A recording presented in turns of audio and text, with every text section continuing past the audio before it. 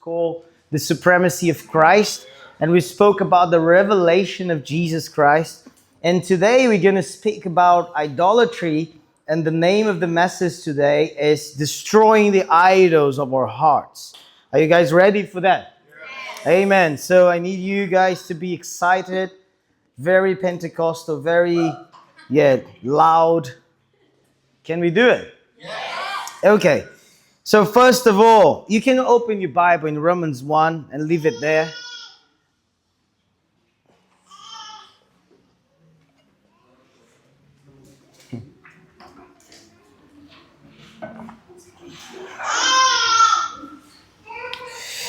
Okay, one of the things that we spoke a lot last week, and it's actually the very heart of this whole series, is that the Holy Spirit is revealing Jesus Christ. And God the Father, He has this commitment of exalting Jesus Christ on that day. So probably next week we're going to get really scatological or something like that. But the heart of this message or the heart of this series is only Jesus Christ is worthy. Amen? Yes. So if we believe that Jesus Christ is the only one worthy, we have to clean our hearts from the fake gods and idols that we have inside. Calvin once said that the human heart is a factory of idols. So even if you believe that you don't have idols inside of your heart, and even if you believe that you do not love or do not worship anything else, it's a lie. You do, I do, everybody does. It's something that it's attained, it's attacked to your own heart, to my own heart, because we as human beings, we are just longing for something that give us purpose, give us meaning, give us this sense of eternity. So that's why we are always longing for this thing to love, this thing to adore, to worship. Are you guys with me? Yes. So we spoke before that the Holy Spirit, He reveals Jesus Christ, but we also spoke that the spirit of this age, or as the Bible calls, the Antichrist spirit, is actually fighting against the Holy Spirit. And the Antichrist is actually trying to draw us to this place of forgetting the gospel, forgetting the law of God's law, and just following our own ambitions. So one thing it's very important to actually just quote today, it is that James, the book of James in the Bible actually teaches that temptation does not come from the devil. Temptation does not come from God. Temptation comes from our own hearts.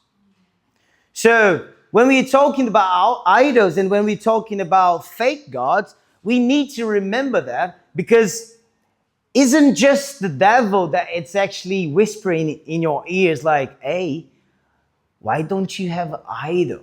But is your only heart or very heart, they desire something else to put our grip on it. Are you guys with me? Yes. Is that making sense? Okay, suddenly you guys became really Presbyterians. Okay, so let us read Romans 1. Verse, let me just think.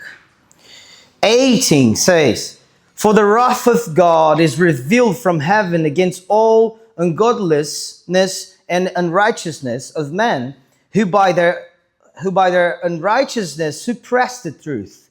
For what can be known about God is plain to them, because God has shown it to them. For His invisible attributes, namely His eternal power and divine nature, have been clearly perceived even since the creation of the world in the things that have been made." So let us stop right here and then we go to 23. But what is being said now? So what Paul wrote for us, he said, well, so the wrath of God is revealed to people that actually know who God is, who know who God created all things, but they suppress the truth. They pretend that the truth is not the truth.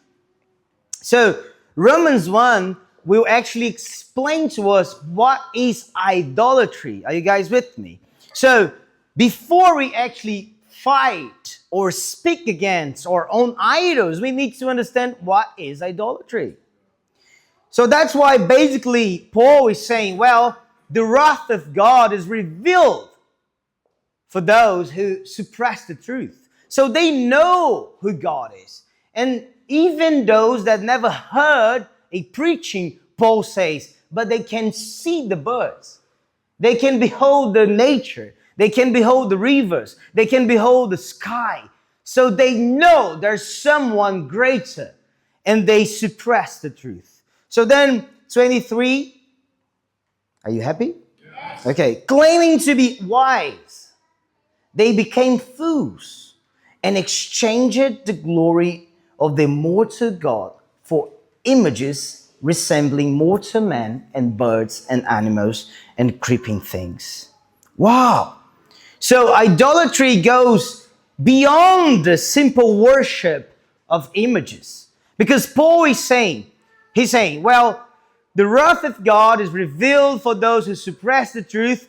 So knowing the truth, knowing who God is, they have made for them idols. So the problem isn't the idols like the images, but the problem is, God, I know who you are, but I choose to not worship you. Or actually, I will change you just a bit, God.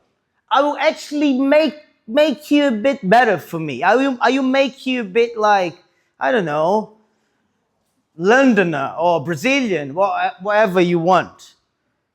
You know what? I have a good example.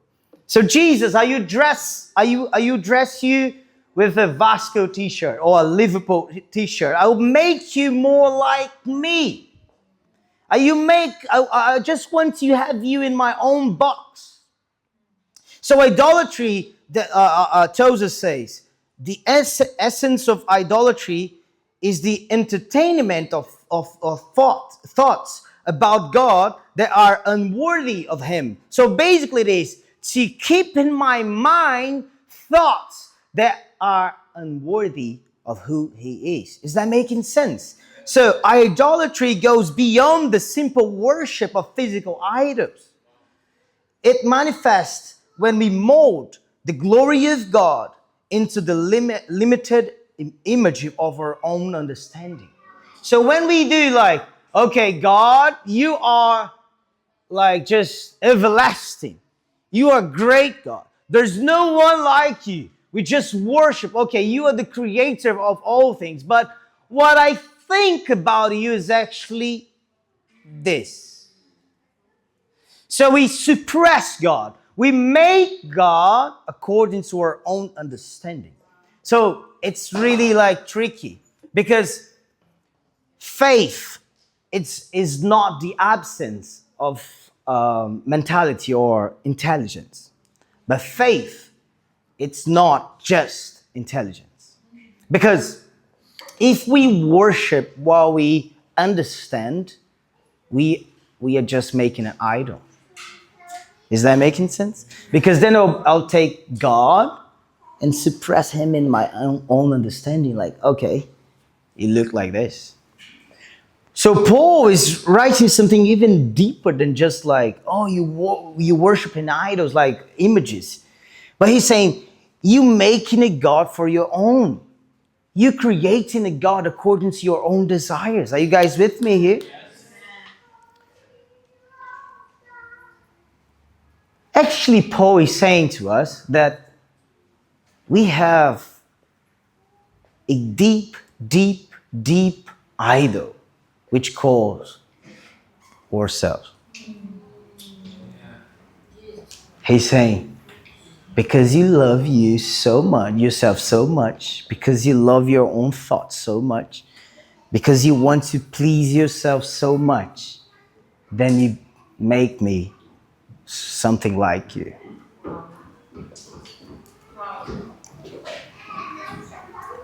Are you guys alive? Yes.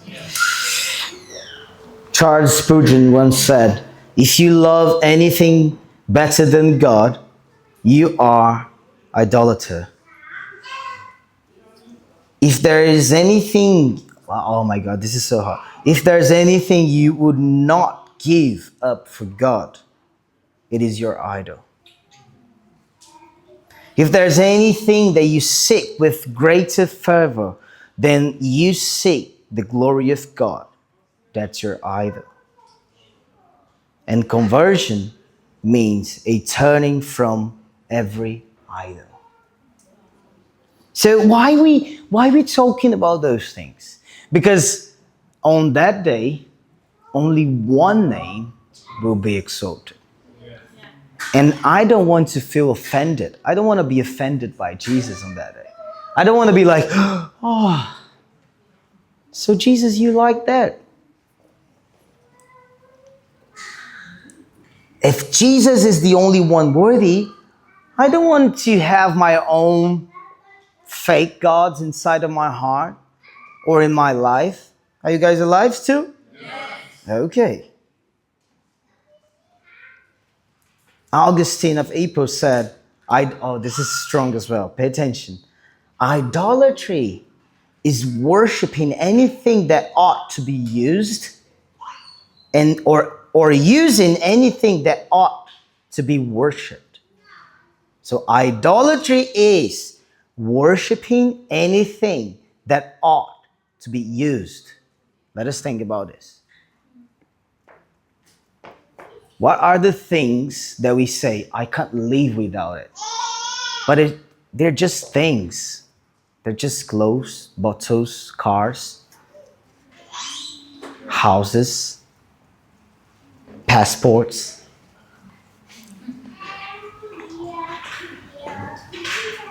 Are you guys alive? Yes. And what are the things that ought to be worshipped and we are using them? Like the Holy Spirit, like Jesus, like God, the Father. And then we come to the church or we come to our own rooms praying because we want to use Jesus to have things. Come on, guys, I need you today. For example, I come to Jesus to have, I don't know, better house or better whatever. And then I use Jesus, who ought to be worshipped, to have things that ought to be used. So if you actually sum everything that I'm saying now, who have your, what has your time, your money, your treasures, and your talents? That's your God. That's my God. What Spurgeon said, if there's anything you would not give up for God, it is your idol.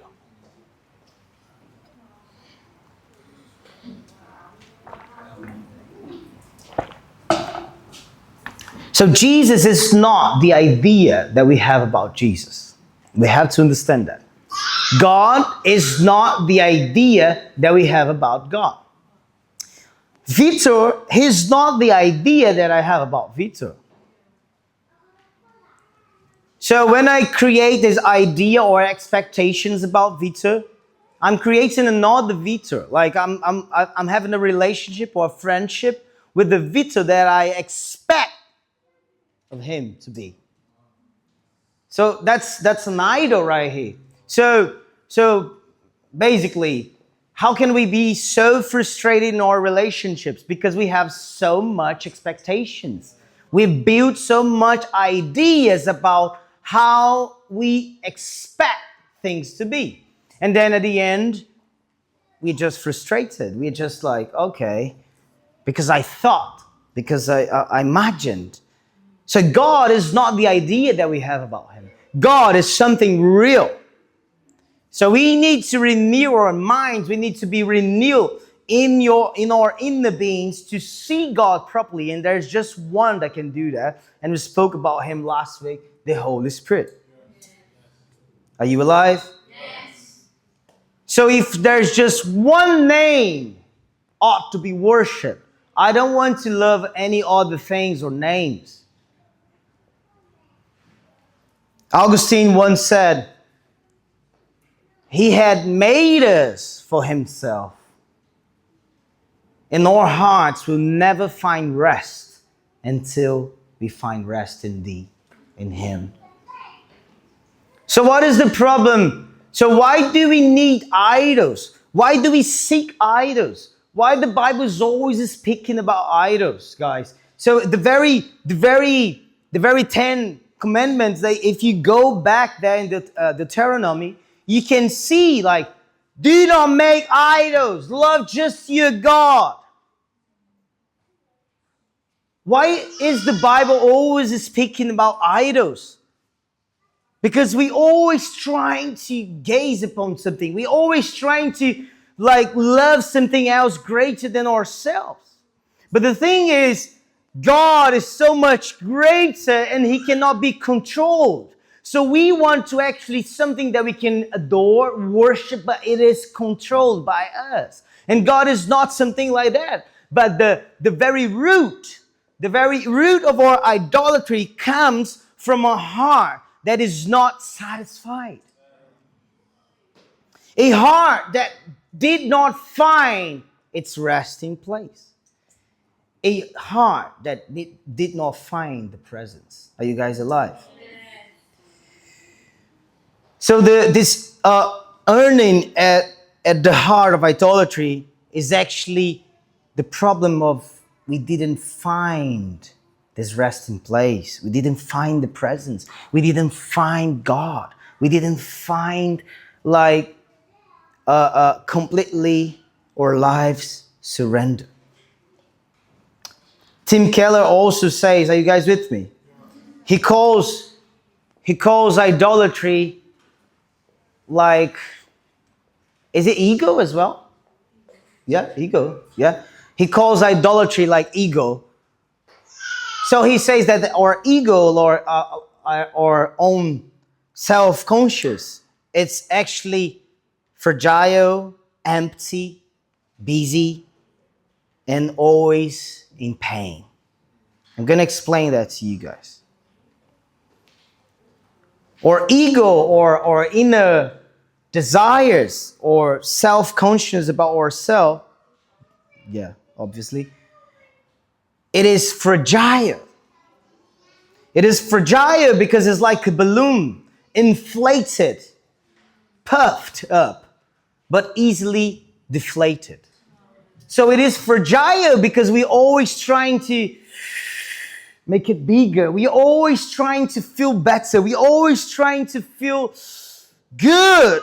But it's so fragile because at some point someone can just and then the balloon is just done. It is empty it's empty because there's nothing inside. It's just a balloon. The ego is like a balloon, inflated. Oh, sorry. He argues that the ego is empty because it's always looking for something to fill it. So inside of our hearts, inside of our self-conscious, we are actually empty because we are trying to fill it with something. We're trying to fill it up. But the balloon is actually very empty inside. So let us think about our lives now. Let us think it. Okay, so only one name will be exalted that day. Only Jesus is worthy. Only Jesus is my fountain of pleasure. Only Jesus is the place where I can actually rest my soul. But then I have this longing inside of me of controlling the thing that I worship. So let us think about our marriage now. Let us think about our relationships and friendship. Do we need to control it? Are we just close to the people that we can control them? Are we just close to the situations that we can control them? Because actually the ego makes us fragile. Because every single time that like something actually hurt us, we actually deflated. We just like explode. Are you guys with me here? We are very empty because we're just trying to fill it up with food, with good cars, with good trips, with good vacations, holidays, and we're filling up. At the end of the day, we're just empty because we didn't find the very place where we belong. And because we're always doing things, because we're always trying to be good or not empty, we are always busy. So the ego is actually busy. He's always comparing, always trying to be better, always trying to be happier. But then Spurgeon, are you guys alive? Is it good? Okay. Spurgeon said, pride gets no pleasure out of having something, only out of having more of it than the next man. So let us think about our city, like the house you live. Why are you not happy? Is it because your city or your country or your house is not as good as someone, or is because it's actually lacking something?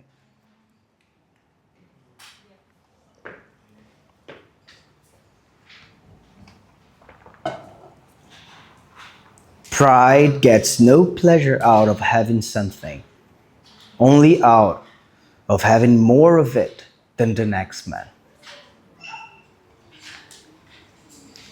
I'm not happy. I'm just happy when I'm happier than someone. That's ego. That's an idol. Come on, guys. Ego. It's always busy. Always. You can have your vacation, you can have your holidays and trips and cars and toys and I don't know. And you're always busy. You're always busy. You're always empty. And you're always feeling fragility. And because of that, you're always in pain.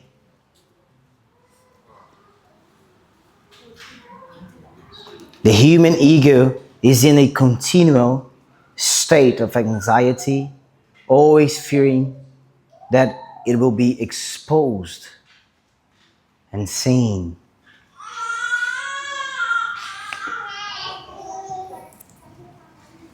Our hearts are just fountain of idols. There's just one place where we can rest our souls. The restless striving of the ego mirrors the restless idolatry of the heart.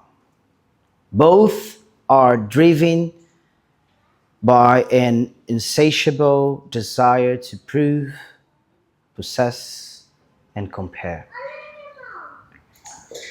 Are you guys alive? Yes. Okay.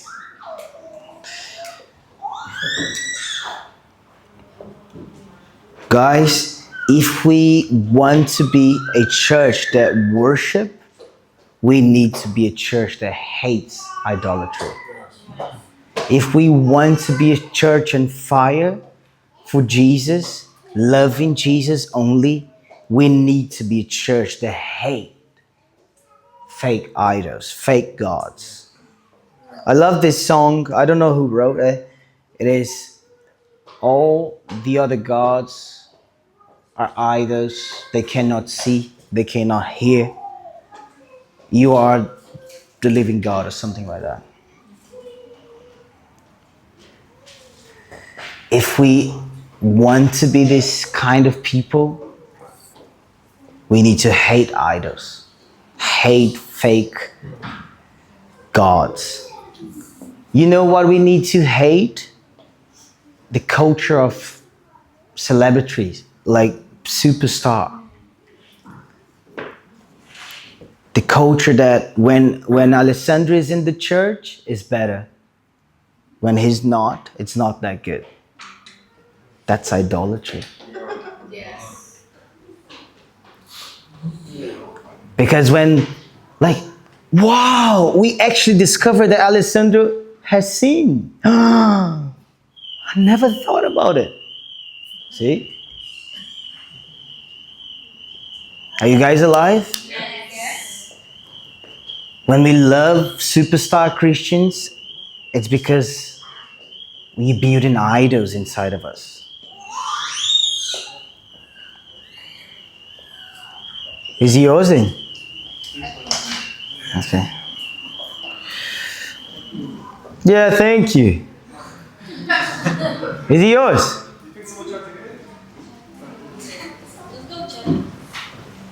Okay, let's go, everybody.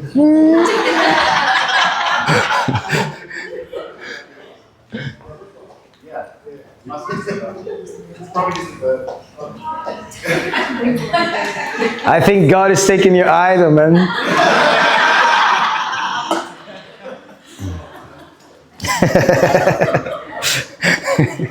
Okay.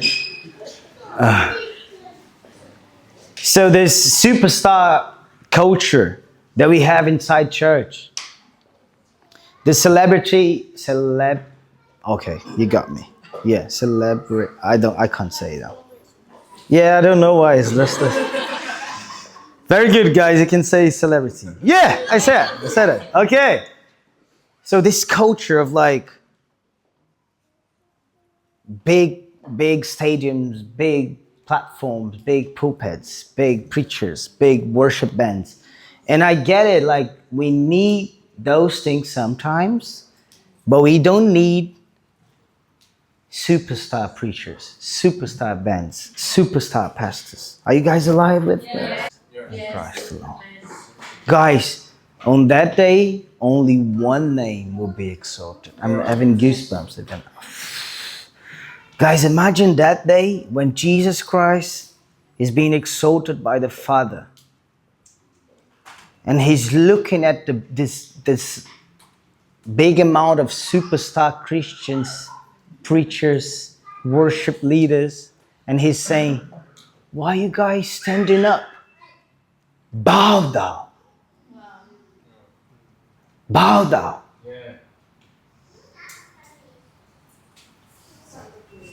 Sometimes we think, well, Jesus will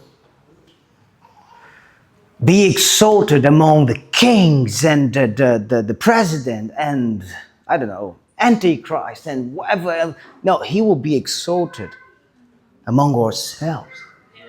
He will be there in glory and we will be like, okay, there's no one like you. When Paul wrote that every single knee will bow down, that doesn't look like we have a decision to make. It's like, just bow down. Just bow down. Are you guys alive? Yes. So the thing is, I just don't want to surrender my heart on that day. I want to surrender it now. Yeah. Yes. I want to surrender it now. Keller says, Tim Keller, this book is so good, guys. It's let me see the name in English, I forgot. Oh, The Freedom of Self-Forgetfulness. Guys, this is just, you should read it. It's really small, so you can read really fast. Some of you, I think. Okay. Yeah. The Freedom of Self-Forgetfulness. That's it. Are you guys alive still? So let's keep going. So the solution that Tim Keller actually proposed to us, and the Bible does it, and John Piper does it in The Pleasure of God, it is basically that when Paul is writing the 1 Corinthians 4 and 3, and then he explains everything, he says that Paul doesn't have any expectation of being loved or accepted among the church. He's like, it's basically like, I don't care about your opinion. I don't care what you think about me. It's like Paul, he was not in chains or like thinking about, well, what does people think? What they think about me? But it's not like a prideful feeling. It's just like, doesn't matter. Doesn't matter what the church thinks about me. Doesn't matter what my friends think about me. It's not, and I'm not trying to teach you some kind of like, oh, I don't want to be close to people. I don't want to have their opinion on my life. No, I'm not teaching that. I'm just saying that Paul and the Bible and Tim Keller, they are saying, well, do not be built on the affirmation of people around you. So I'm not, my inner being, my life, myself, I'm not built on the affirmation that my wife has for me. I appreciate it. I love it. We build together our life. We love each other. But at the end of the day, I am built by the affirmation that comes from heaven. Are you guys with me? So what the book proposes actually this freedom that comes from forgetting who you are. Are you guys alive? Yeah. It's all right, guys. It's just a kid. So just forget who you are. Forget your inner thoughts and inner feelings or desires. So what Paul and Tim Keller, they say, there's this freedom that comes from being satisfied, and then you are so satisfied, then you forget about yourself. Not just because you just like don't love yourself, because that's actually not what Jesus taught us, but it's just like doesn't matter anymore. I'm just complete. I'm just satisfied. I'm not thinking about myself all the time. Like myself is all right. He says humility is where oh my God. This leads to a state of humility where we are not thinking less of ourselves, but thinking of ourselves less.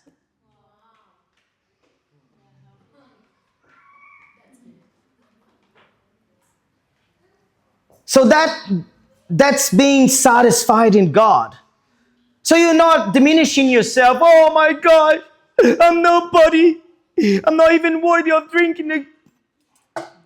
That's ego. That's not humility. That's you thinking about yourself. It's you thinking about you and you and you. I'm not worthy. I'm not worthy. It's all about you, because everything you want when you diminish yourself is to be praised. But there's this position in God when I'm not diminishing and I'm not being exalted. I'm just happy. And then you're thinking of yourself less. You don't keep your life thinking about yourself.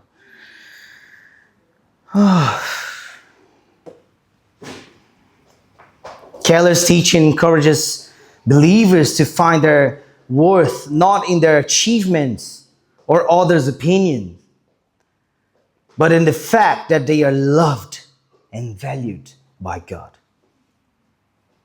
This self-forgetfulness is the path to the true peace and freedom from the tyranny of the ego.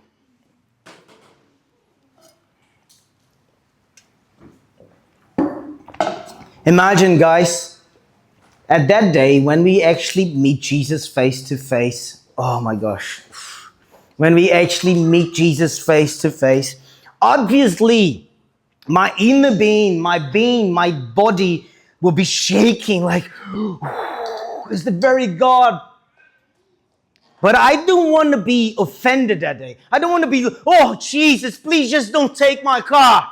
Oh Jesus, please just don't take my ministry. Oh please Jesus, just don't take this feeling inside of me. I just love it. On that day, I know there's something inside of me will be changed forever, because I'm going to see Him. 1 John chapter 3 says that, and that day when we see Him, we will be turned into His own image. We're going to be like Him. In the very moment, we're going to see Him and boom, glorified. So things inside of you and about you, they are going to be changed forever. But I don't want to be one of those persons that they holding myself back like, no, Jesus, please, please don't take it from me. I don't want to be offended. I want to be in worship and awe, just like, oh, I've waited my whole life for that. I don't want to be regret. I surrender everything. So where we can find this freedom, where we can find freedom from idolatry, freedom from this ego tyranny, God is most glorified in us when we are most satisfied in Him. Satisfaction in God. Satisfaction in God. Ooh.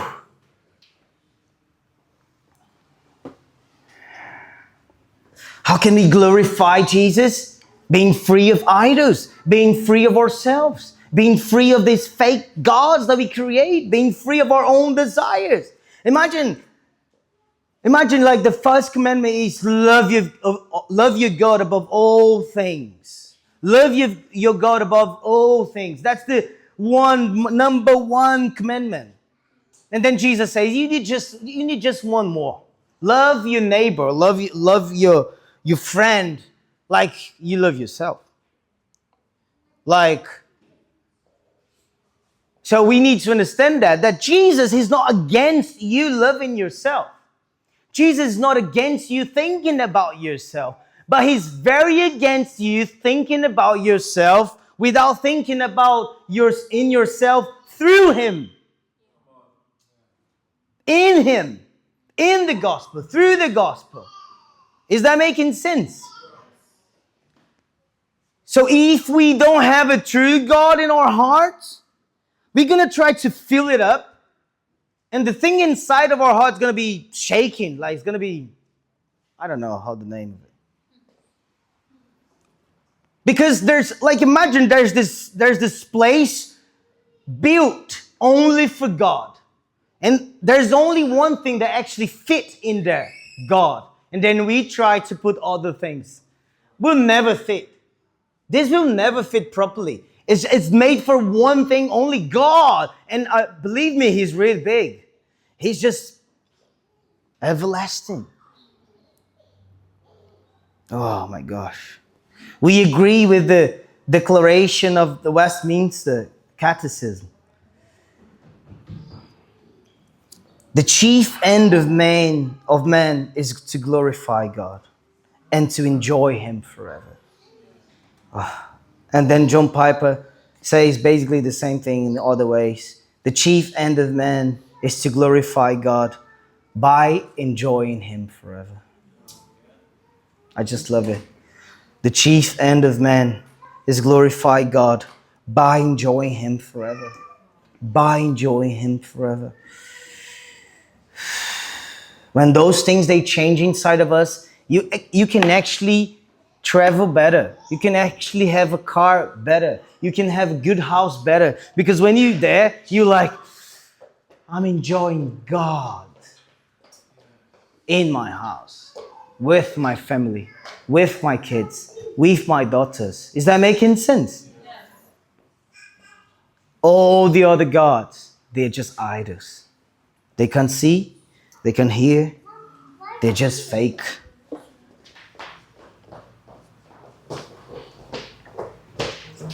Is that making sense, guys? Yes. If we want to worship, if we want to adore Jesus, if we want to live a life surrender into Jesus' feet, we need to make ourselves clean of idols, idolatry. Psalms 96 verse 5 says, "For all the gods of the nations, there are idols, but the Lord, He's the maker of heavens."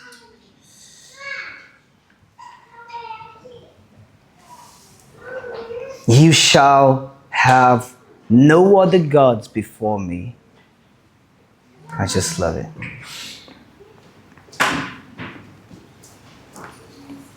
Only one will be exalted among the nations. Only one is exalted in our hearts.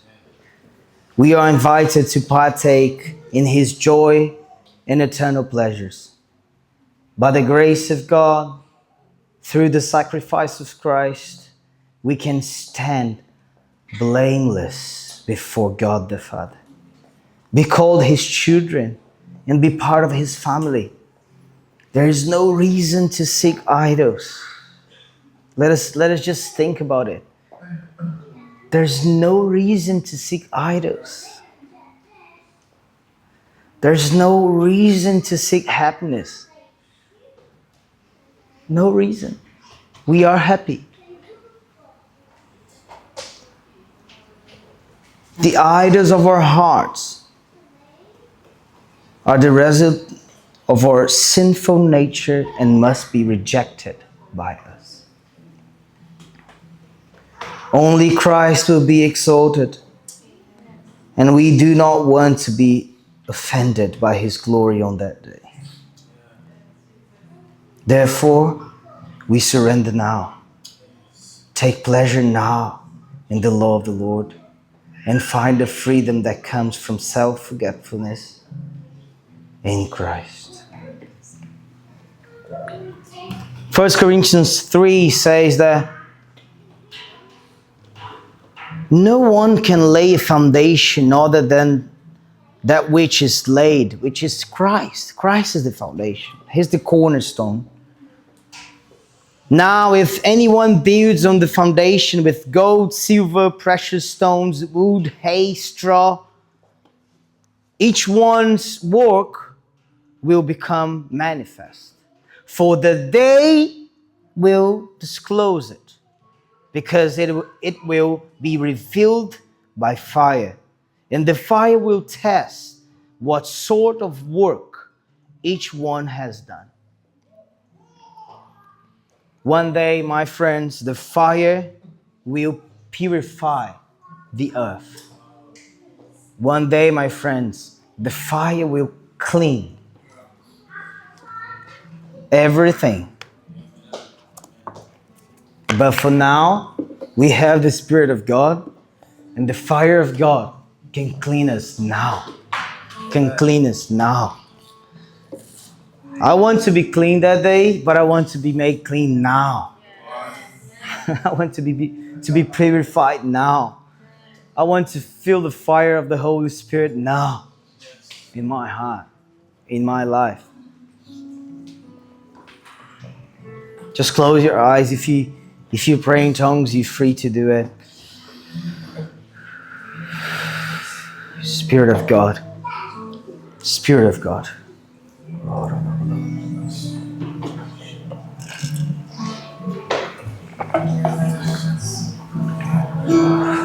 All the other gods, they're just idols. They cannot see. They cannot hear.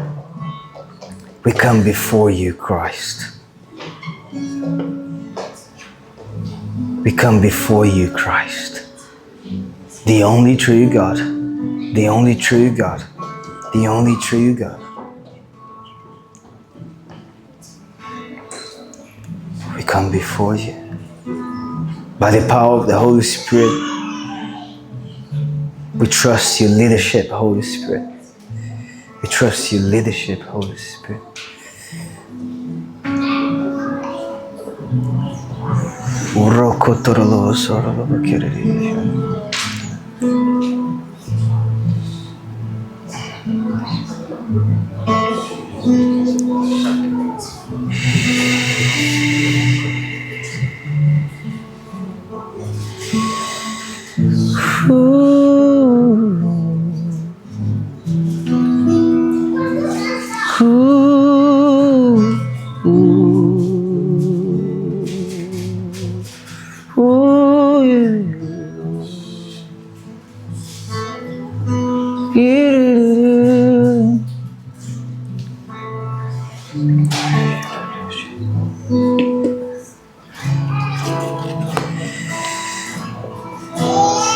God is most glorified in us. when we are most satisfied in Him. God is most glorified in us, and when we are most satisfied in Him. Jesus,